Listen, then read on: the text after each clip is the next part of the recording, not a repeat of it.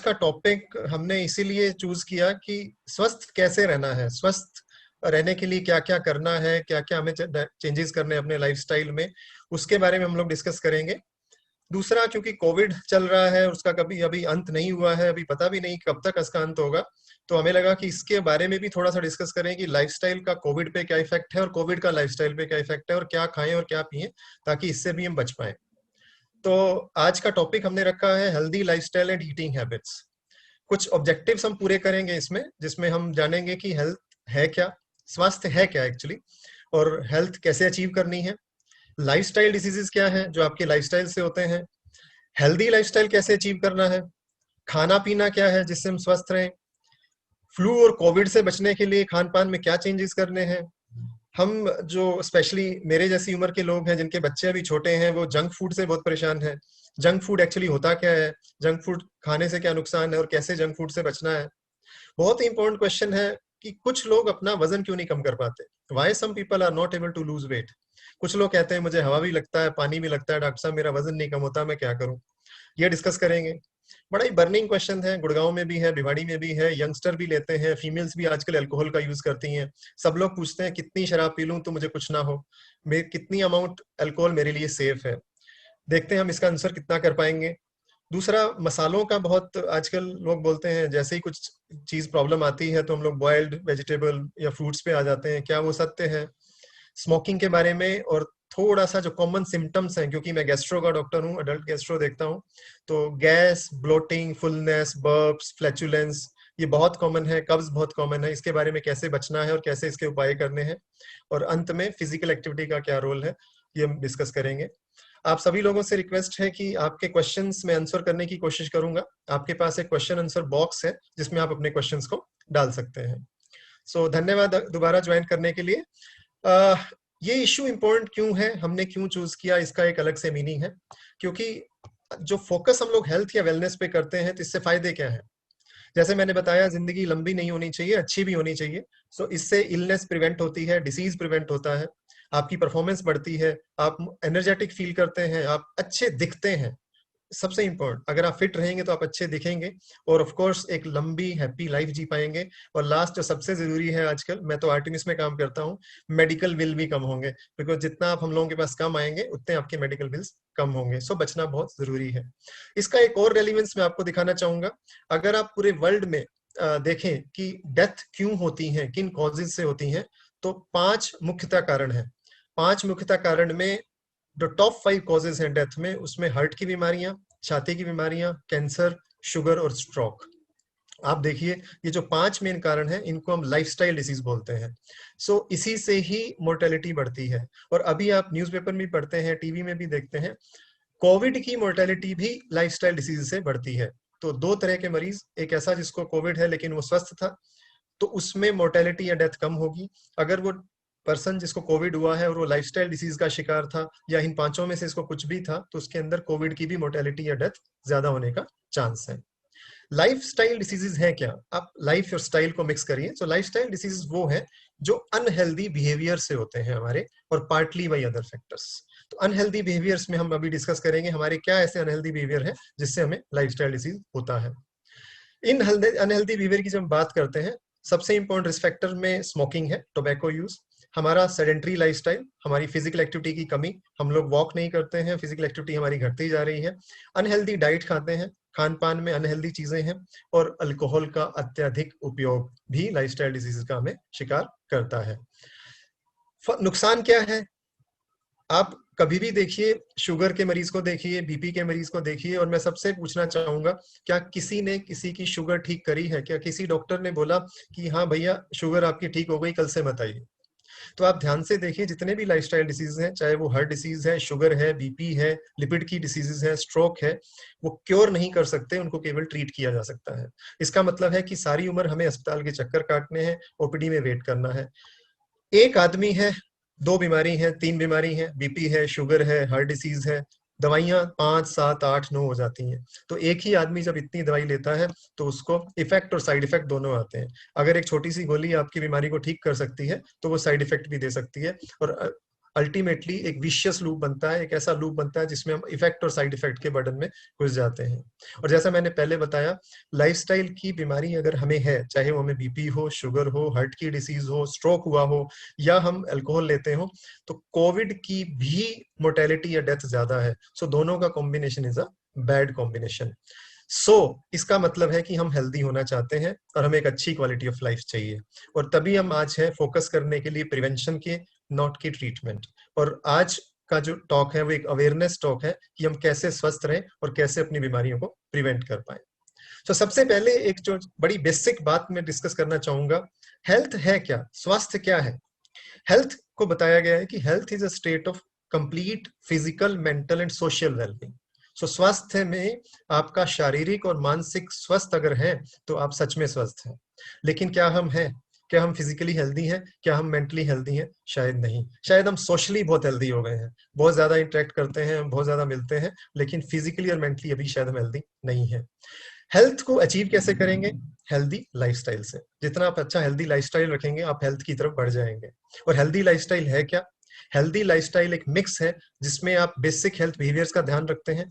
आप क्या खाते हैं, आपकी फिजिकल एक्टिविटी कितनी है, क्या आप एडिक्वेट मात्रा में स्लीप लेते हैं, आप रेस्ट कर पाते हैं, आपकी स्ट्रेस को कोप करने की पावर, आपको स्ट्रेस को सहने की क्षमता कितनी है, और साथ ही साथ आप अपने वर्क को, एक्स्ट्रा करिकुलर एक्टिविटीज माने आपको अपने काम और अपने परिवार को कितना आपस में ब्लेंड कर पाते हैं, कितना आप दोनों का ध्यान रख सकते हैं। यही एक हेल्दी लाइफस्टाइल है। तो जब इनकी बात करते हैं तो चार मुख्यतः इंपॉर्टेंट चीजें हैं जिसके बारे में डिस्कशन होता है। एक है न्यूट्रिशन, माने खान पान, क्या खाया क्या नहीं खाया। दूसरा है फिजिकल एक्टिविटी। तीसरा, क्या आपने एडिक्वेट स्लीप ली, अच्छे से सो पाए, रेस्ट मिला कि नहीं मिला। और चौथा, हम एडिक्शन से कितने दूर थे, जिसमें मुख्यतः स्मोकिंग और ड्रिंकिंग है। सबसे पहले हम न्यूट्रिशन की बात करते हैं। क्या खाना है, क्या पीना है, बहुत हार्ड एंड फास्ट नहीं है, लेकिन एक कंसेप्ट है। इसको एक ईट वेल प्लेट का नाम दिया गया है। ईट वेल से नाम से ही पता चल रहा है, अच्छा खाना। ईट वेल प्लेट एक ऐसा कंसेप्ट है जो आपको बताता है कि एक समय में, एक वक्त में, या एक हफ्ते में, या एक महीने में आप जो खाना खाएंगे, उस खाने की प्लेट में क्या क्या होना चाहिए। हम, अगर आप ध्यान से देखें तो हम रोटी या राइस ज्यादा खाते हैं, वेजिटेबल्स और प्रोटीन्स हमारा कम होता है। लेकिन ईट वेल प्लेट ऐसा नहीं कहती। ईट वेल प्लेट बोलती है कि अगर आप एक वक्त पे खाना खा रहे हैं या एक हफ्ते के अंदर कोई भी खाना खा रहे हैं, उसमें 1/3 मात्रा में फ्रूट्स और वेजिटेबल्स का होना जरूरी है। इसका मतलब पूरी प्लेट में 1/3 आपके केवल फ्रूट्स एंड वेजिटेबल होने चाहिए, क्योंकि फ्रूट्स एंड वेजिटेबल से हमें फाइबर्स मिलते हैं, विटामिन की प्राप्ति होती है, vitamin A and B, minerals मिलते हैं, और पानी प्राप्त होता है अगर आप पानी अलग से नहीं पी रहे हैं तो। सो पूरे खाने का 1/3 फ्रूट्स एंड वेजिटेबल, 1/3 आप ब्रेड को रख सकते हैं, जिसको रोटी आप बोलिए, राइस रख सकते हैं, चावल बोल सकते हैं, या फिर बाकी चीजें अगर आप खाना चाहते हैं। तो जिस तरह से हम खाना खाते हैं कि 3 या 4 रोटी खाएंगे, उसके साथ आधी कटोरी दाल या सब्जी, वैसा नहीं चलेगा। प्रेफरेबली आप अपने खाने में 1/3 फ्रूट्स वेजिटेबल रखिए, और 1/3 केवल आप अपनी कार्बोहाइड्रेट माने ब्रेड या राइस की मात्रा को रखिए।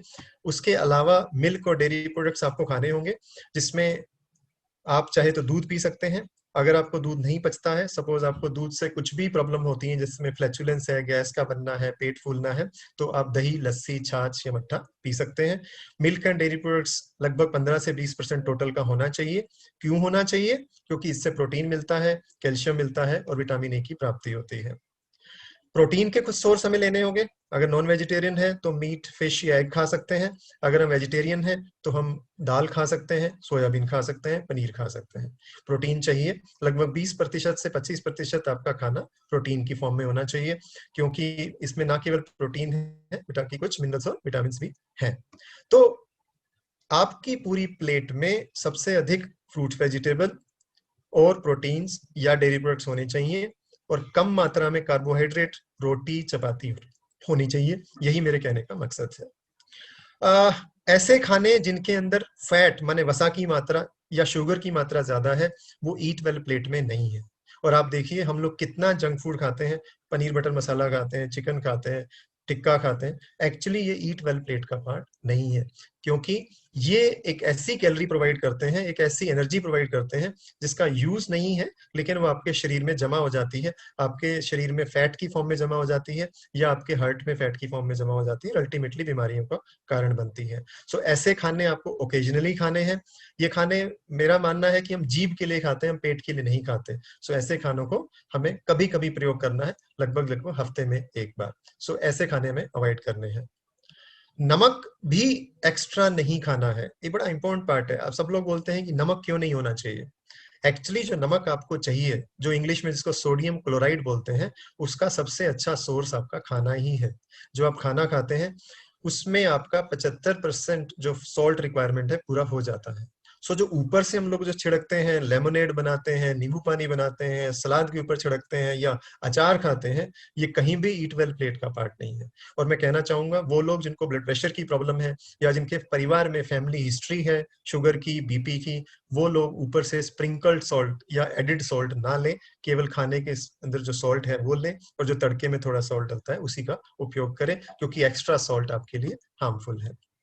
एक बहुत ही क्वेश्चन मुझसे कॉमनली पूछा जाता है कि कितना पानी मैं दिन में पी लूं। वैसे तो पानी की मात्रा को डिफाइन करना बहुत मुश्किल है। ये डिपेंड करता है कि आप कितना लॉस कर रहे हैं। आप एक लेबर को देखिए जो बाहर काम कर रहा है, वो दिन में 6 लीटर 7 लीटर भी पिएगा तो उसके लिए कम है। लेकिन एक आम अगर हम जनता की बात करें, जो यूजुअली हम इंडोर रहते हैं या एसी का भी प्रयोग करते हैं दिन में, तो उनके लिए ये बताया गया है कि लगभग 6 से 8 गिलास पानी दिन में जरूर पिए, जो लगभग 2 लीटर के बराबर अमाउंट उसकी बनती है। सो इतना पानी दिन में उपयोग जरूर करें। प्यास नहीं भी लगे तो ये एडवाइजेबल है कि कुछ कुछ पानी आप दिन में पीते रहें जितना हो सके। अब एक बहुत ही कॉमन क्वेश्चन आजकल पूछा जाता है कि ऐसा क्या खाना खाऊं जिससे हमारी इम्यूनिटी बन जाए। वैसे तो बहुत ही डूबियस है, डाटा बहुत लिमिटेड है इसके ऊपर, लेकिन जो खाने प्रपोज किए गए हैं या जो चीजें या सप्लीमेंट जो प्रपोज किए गए हैं वो मैं आपको बताना चाहूंगा, जिनको खाने से आप अपनी इम्यूनिटी को बढ़ा सकते हैं। उनमें से कुछ सप्लीमेंट्स हैं विटामिन सी के, विटामिन डी के, ए और ई के। विटामिन सी अवेलेबल है कमर्शियली मार्केट में टेबलेट की फॉर्म्स में। विटामिन डी मैं चाहूंगा कि आप अपना लेवल करा के खाएं, क्योंकि अत्यधिक विटामिन डी अगर आप लेंगे तो उसका नुकसान भी नॉन है। और जिंक का भी एक प्रयोग क्या किया जा सकता है, 10 से 25 मिलीग्राम जिंक अडल्ट ले सकते हैं। कार्बोहाइड्रेट को कम रखें, जैसे हमने पहले भी डिस्कस किया, रोटी चपाती राइस की मुकाबले में प्रोटीन की मात्रा को ज्यादा रखें। जिंजर माने अदरक का रोल है, आंवला का रोल है, हल्दी का रोल है, सब लोग जानते हैं। कुछ खाने हैं जैसे मशरूम है जिसको खुम्बी बोला जाता है, टमाटर है, या फिर शिमला मिर्च है, ब्रोकोली है, पालक है। इन सब खानों से इम्यूनिटी का एनहेंस होता है, सो इसको आप उपयोग कर सकते हैं। कुछ हर्ब्स हैं जो आप ले सकते हैं, जिसमें आपका गार्लिक है या फिर क्यूमिन है, आप उसको जो जिसको हम दालचीनी जिसको बोलते हैं वो ले सकते हैं। ब्लैक पेपर का भी रोल है। कुछ सीड्स हैं जैसे सनफ्लावर के सीड हैं या फ्लैक्स सीड बहुत कॉमनली मिलते हैं, या मेलन सीड्स हैं, इनका भी रोल इम्यूनिटी में पाया गया है, इसको आप ले सकते हैं। और सप्लीमेंट्स ओमेगा 3 और ओमेगा 6 फैटी एसिड के भी मार्केट में अवेलेबल है। सो कुछ कुछ मात्रा में सारी चीजें अगर आप लेते हैं तो ऐसा पाया गया है कि इम्यूनिटी आपकी एनहेंस होगी और शायद अब वायरस से ज्यादा अच्छे से बच पाएंगे। और अगर वायरस आपके शरीर में आती भी है तो शायद उसका इफेक्ट इतना ज्यादा नहीं होगा, जल्दी ही वो एसिम्प्टोमेटिक फॉर्म में ही खत्म हो जाएगी। सो ये इसके बारे में।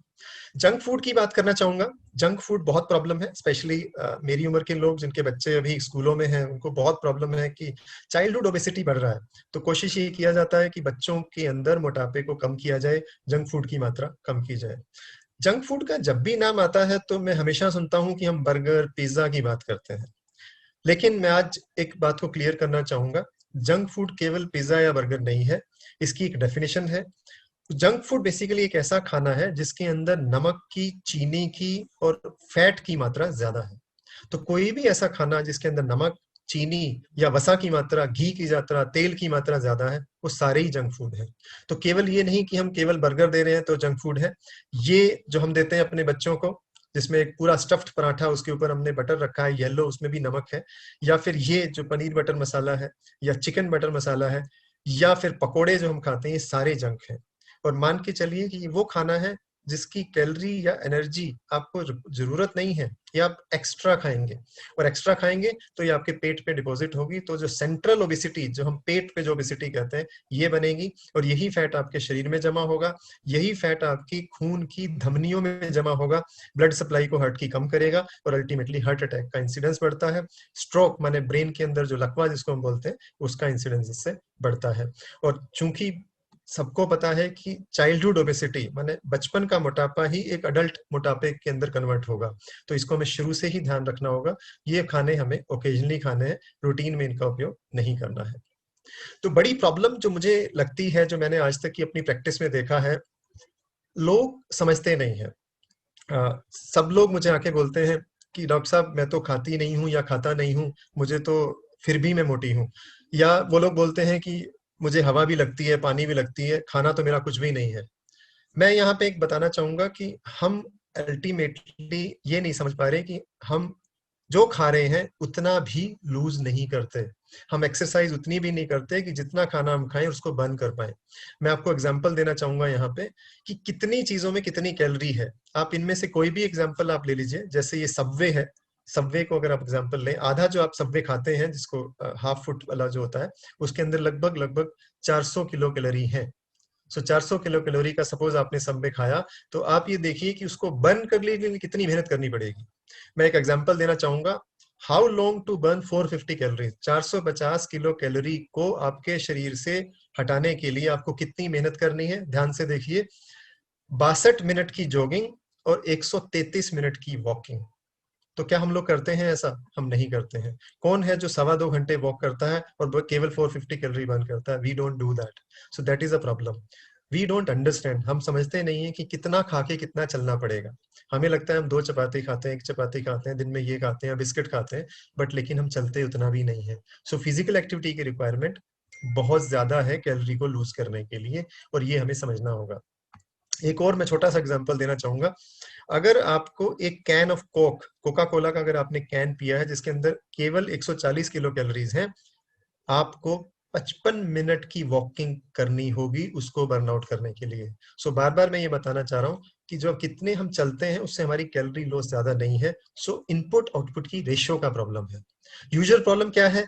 हम ये तो खाते हैं बर्गर्स, हम कोका कोला पीते हैं, फिजिकल एक्टिविटी करते नहीं है, और हम लोग डॉक्टरों से बोलते हैं कि बॉस कोई गोली दे दो यार जिससे मेरा वजन कम हो जाए, और गोलियां अवेलेबल है नहीं, और जो अवेलेबल है उनके साइड इफेक्ट्स बहुत हैं। सो अल्टीमेटली हमें समझना होगा, अपनी बॉडी को एक्सेप्ट करना होगा कि हम मोटे हैं।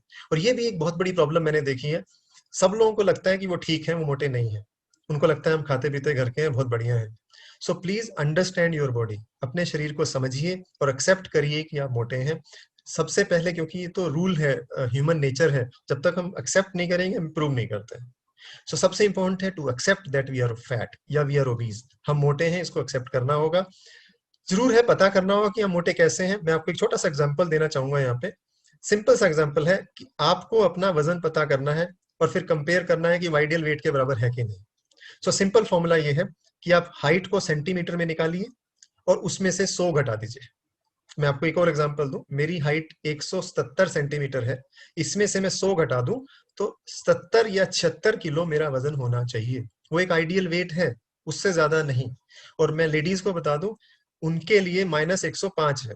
माने एक लेडी जिसकी हाइट 160 सेंटीमीटर है, वो 105 घटाएगी तो 55 किलो उसका वेट होना चाहिए आइडियल। ये आइडियल अपर लिमिट है, इससे ऊपर नहीं जा सकते। और सपोज आपकी फैमिली हिस्ट्री में डायबिटीज है, शुगर है, हार्ट डिसीज है, परिवार में पहले से मम्मी पापा को है, तो और भी कम रखना होगा। तो क्या हम ऐसे हैं? हम नहीं हैं। आप ध्यान से देखिए ऐसा कौन है जो आइडियल वेट में है। सो सबसे पहले एक्सेप्ट करिए कि हम लोग ओवरवेट हैं और उसको फिर कम करने की कोशिश करना है, क्योंकि अल्टीमेटली ये इनपुट आउटपुट की तरह है। हमारी शरीर एक सेफ की तरह, एक तिजोरी की तरह है। कम डालेंगे, ज्यादा बर्न करेंगे, तभी हम लूज कर पाएंगे। And that's where we don't understand. वहां हम समझते नहीं है। हमें लगता है कि हम बहुत कम खाते हैं फिर भी हमारा वजन कम नहीं हो रहा। उसका रीजन ये है कि हम जितना खा रहे हैं हम उतना भी बर्न नहीं कर रहे, हम उतना भी फिजिकल एक्टिविटी नहीं करते। तो इस कंसेप्ट को मैं बार बार हाईलाइट करना चाहता हूँ, so that we understand the ratio कि कितना खाएं और कितना चलें। एक बड़ा बर्निंग क्वेश्चन है अल्कोहल का, जिसके बारे में मैं डिस्कस करना चाहूंगा। बहुत सारे लोग अल्कोहल लेते हैं, सोशल सिंबल बन गया है, यंगस्टर भी लेते हैं। भिवाड़ी में भी और गुड़गांव में आइए आप तो अभी तो कोरोना टाइम है, लेकिन जब ओपन था तो पब्स के बाहर लाइन लगती है, स्पेशली वीकेंड्स पे। अल्कोहल के बारे में कुछ कुछ क्वेश्चंस मेरे पास आते हैं। जैसे ही मैं ओपीडी में बैठता हूँ तो सपोज एक 35-40 साल का एक आदमी आता है, तो वो जब मैं उसको बोलता हूँ कि बॉस अल्कोहल कम कर दो, आपको बाद में दिक्कत होगी, तो पहली एक ही बात बोलता है कि डॉक्टर साहब आप मुझे क्यों बोल रहे हैं, मेरे फादर ने तो 90 साल की उम्र तक पिया, उनको तो कुछ हुआ नहीं। और उसकी सही बात है।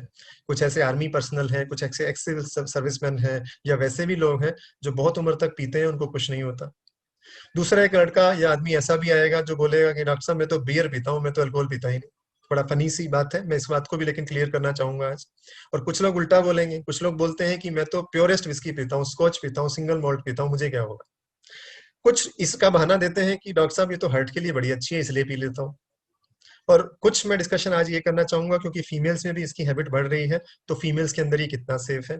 और फाइनली एक ऐसा क्वेश्चन जो बहुत ही बर्निंग है, जिसका आंसर मेरे पास भी शायद नहीं है, कि डॉक्टर साहब कितनी मैं पी लूं तो मुझे नुकसान ना हो। इसका भी एक को एड्रेस करूंगा। सो सबसे पहला क्वेश्चन है कि मैं तो अल्कोहल पी रहा हूं, मेरे फादर ने 90 तक पिया, मुझे क्यों रोक रहे हो।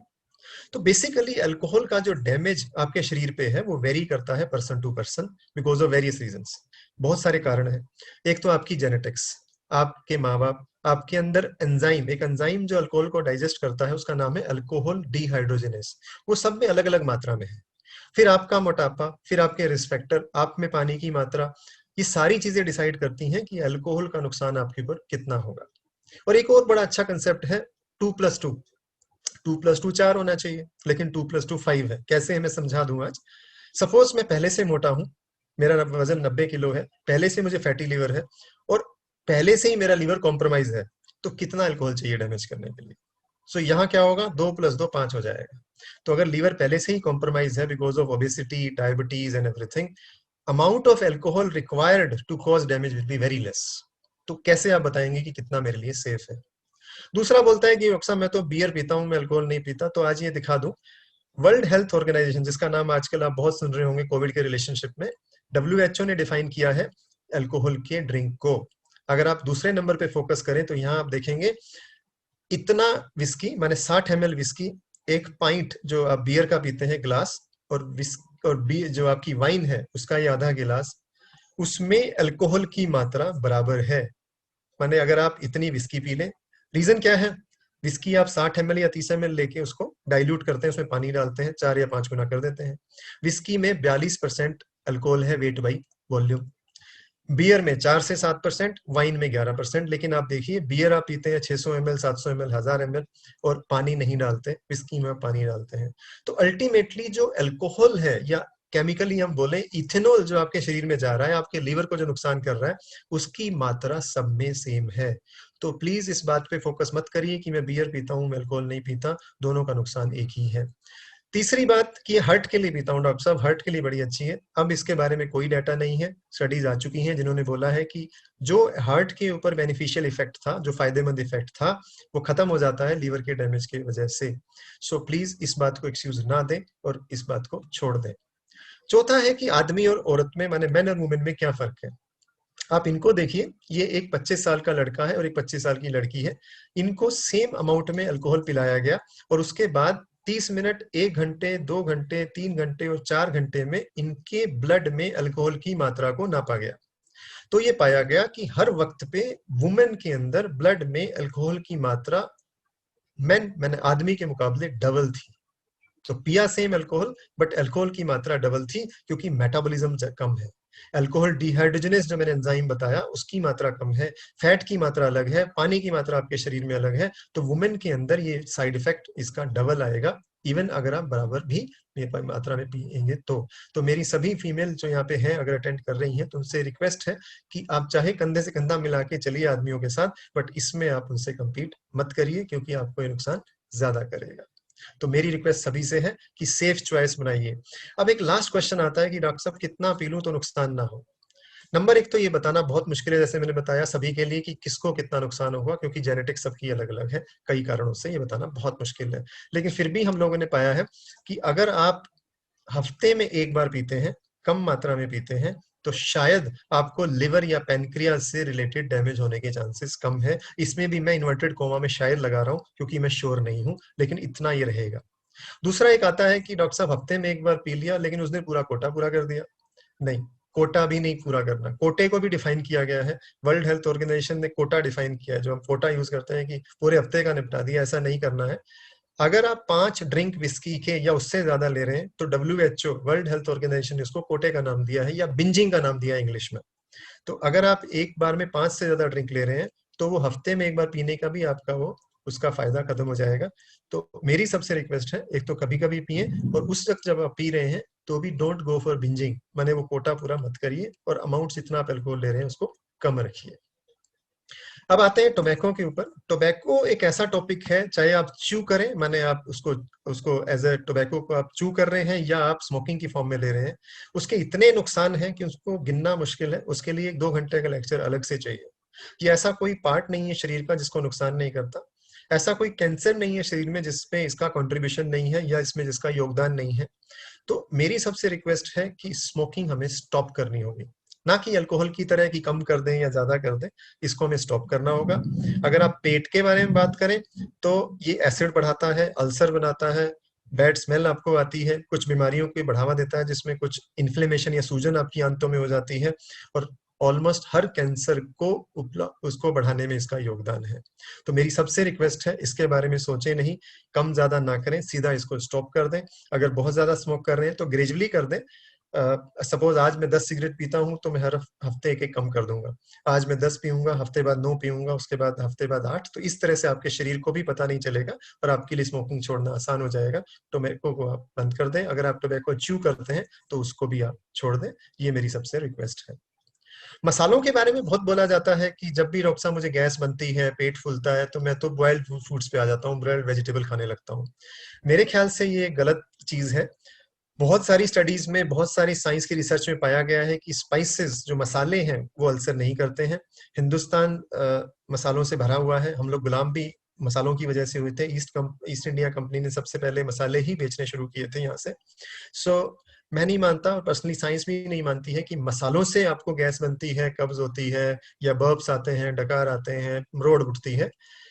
जब इन्होंने देखा, साइंस ने, कि वो लोग कौन थे जिनके अंदर ये सिम्टम आते हैं, तो सिम्टम जैसे आपका पेट का दर्द है, गैस बनना, मरोड़ पन्ना, मैं पहले 3 रोटी खा लेता था डॉक्टर साहब, अब तो 1 रोटी से पेट फूलने लगता है, या कब्ज होना, ये उन लोगों में था जिनमें लाइफस्टाइल प्रॉब्लम थी। लाइफस्टाइल प्रॉब्लम हमने डिस्कस करी। तो मसाले कम करने हैं, लाइफस्टाइल को चेंज करना है। ओबेसिटी, मोटापे को कम करना है, डाइट से और कम करके, और फिजिकल एक्टिविटी बढ़ा के। स्मोकिंग को कम करना होगा बंद करके। अत्यधिक मात्रा में अल्कोहल का अगर आप उपयोग करते हैं तो उसको कम करना होगा, और स्ट्रेस को मैनेज करना होगा। स्ट्रेस की रिएक्शंस कम करनी होगी। ये चारों अगर आप चीजें करेंगे, मोटापा कम करेंगे, स्मोकिंग नहीं करेंगे, अल्कोहल का उपयोग कम कर देंगे और स्ट्रेस मैनेज करेंगे, तो ये सारे सिम्टम आपके, जिसमें गैस है, डकार है, कब्ज है, ये बेटर हो जाएंगी। फिजिकल एक्टिविटी अगर आप साथ करेंगे, दौड़ेंगे या वॉक करेंगे, तो और भी अच्छा होगा। सो मसाले कम करने से फायदा नहीं है, अपने लाइफस्टाइल को चेंज करने से फायदा है, अगर हम सिम्टम से निजात पाना चाहते हैं तो। लास्ट में मैं डिस्कस करना चाहूंगा एक्सरसाइज के बारे में। बहुत बहुत जरूरी चीज है, सबकी लाइफ में चाहिए। फिजिकल एक्टिविटी के अपने रिवार्ड है, अपने फायदे, आपकी ग्रोथ कराती है, डेवलपमेंट कराती है, ये आपके कोऑर्डिनेशन को भी अच्छा करती है। अगर आप थकेंगे तो नींद भी अच्छी आएगी। आजकल हम नींद की गोली खाना प्रेफर करते हैं, फिजिकल एक्टिविटी नहीं करते हैं। हमारी नींद चाहिए क्यों? भगवान ने नींद हमें इसलिए दी है ताकि दिन में जो हम थकें तो उसकी रीजनरेशन हो, उसकी वापसी हो। तो अगर हम थकेंगे ही नहीं तो नींद कैसे आएगी? सो फिजिकल एक्टिविटी अगर अच्छी करेंगे तो नींद भी अच्छी आएगी। बच्चों के बारे में बोलना चाहूंगा, या अडल्ट्स में भी मैं बता दूं, अगर हम फिजिकल एक्टिविटी करते हैं तो कंसंट्रेशन हमारी अच्छी है। ये पाया गया है कि वो बच्चे जो फिजिकल एक्टिविटी करते हैं उनके एकेडमिक स्कोर अच्छे पाए गए, उनकी स्कूल में एजुकेशन अच्छी थी, उनका स्वाभिमान अच्छा था, सेल्फ एस्टीम अच्छी थी। और सबका मानना है कि अगर फिजिकली एक्टिव हैं हम लोग या फिट रहेंगे तो सेल्फ एस्टीम या स्वाभिमान ऐसे भी अच्छा होगा। ये बहुत जरूरी है कि हम एक्सरसाइज करें। सो एक्टिव रहना होगा। एक्टिविटी किसी भी फॉर्म में कर सकते हैं। ये भी एक्सक्यूज नहीं चलेगा कि कोरोना का टाइम है, डॉक्टर साहब कहाँ वॉक करें। आप अपने घर में वॉक करिए, आप अपने लॉन में वॉक करिए, अपनी सोसाइटी में वॉक करिए, आप सड़क पे वॉक करिए, अगर पार्क खुल गए हैं तो वहाँ वॉक करिए, अगर खेल सकते हैं तो खेलिए, घर में डांस कर सकते हैं, बच्चों के साथ खेल सकते हैं, आप साइकिलिंग घर पे भी कर सकते हैं, जिसको अगर आप घर पे ला सकते हैं उसी साइकिलिंग की फॉर्म में ही कोई मशीन, और अगर पॉसिबल है तो एक ऑर्गेनाइज स्पोर्ट जैसे बैडमिंटन है, फुटबॉल है, किसी भी फॉर्म में आप खेल सकते हैं। सब लोग बोलते हैं कि डॉक्टर साहब बहुत बिजी दिन है, जैसे गुड़गांव में आप देखिए कोई आदमी सुबह 7 बजे निकलता है, नोएडा जाता है, फिर वापस रात को आता है, डॉक्टर साहब टाइम कहाँ है, वॉक कहाँ करूं? या बिजनेस है, डॉक्टर साहब सुबह 8 बजे दुकान खोल दी, रात को 10 बजे तक खुली रही, डॉक्टर साहब किस वक्त वॉक करें? तो सबसे पहले तो मैं कहना चाहूंगा सभी से कि प्लीज स्वार्थी बनिए, आप अपने स्वास्थ्य का ध्यान रखिए, जरूर से अपने ये टाइम निकालिए। और जरूरी नहीं है कि मैं 6 किलोमीटर चल दूं या 10 किलोमीटर चल दूं या 1 घंटा चल दूं, किसी भी फॉर्म में कितनी भी फिजिकल एक्टिविटी अगर थोड़ी भी करेंगे तो आपको हेल्प मिलेगी, आपका स्वास्थ्य, आपकी हेल्थ अच्छी रहेगी। अगर आप अच्छी मात्रा में फिजिकल एक्टिविटी करेंगे, मॉडरेट फिजिकल एक्टिविटी जिसको नाम दिया गया है, तो उससे आपको हेल्थ बेनिफिट मिलेंगे। इसको पर्सनल बनाइए, दूसरों को मत देखिए कि वो तो 6 किलोमीटर दौड़ता है, मैं तो दौड़ नहीं पाता, तो मैं क्यों दौड़ूं।